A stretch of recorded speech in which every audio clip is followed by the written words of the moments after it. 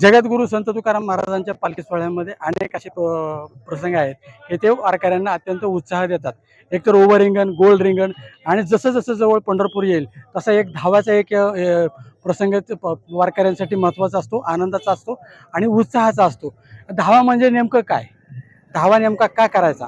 ह्याविषयी आपण महाराजांकडून माहिती घेऊया. धावा म्हणजे काय आणि नेमकं तो का करायचा? धाव्याची जी परंपरा आहे, वारकरी संप्रदायाच्या दृष्टिकोनातून मानवी जीवनाचं अंतिम साध्य आहे पांडुरंग परमात्म्याचं दर्शन. परमात्म्याच्या दर्शनाकरता धावाधाव करावी लागते. बाकी कुठल्या संसाराकरता धावाधाव न करता परमात्म्याच्या प्राप्तीकरता धावाधाव केली पाहिजे, असा संदेश वारंवार संत मंडळी आपल्याला देत असतात. तुकोबा यांचं प्रमाणे तुका म्हणे धावा आहे पंढरी विसावा. पंढरपूरला विश्रांतीचं स्थान आहे.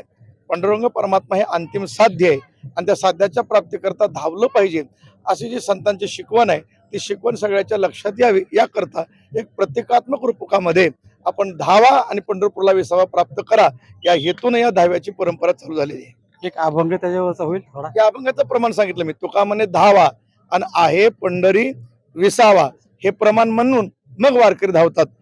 त्या धावण्याकरता सुरुवात करतात ते अभंग झाल्यानंतर. करूया तसं. हा म्हणायचं अभंग म्हणलाय का? हा, आता अभंग सरळ झालेला आहे. आता धावा करू आपण. मधुकर हर्षद गोरकासह मधुकर गालांडे, न्यूज 18 मराठी.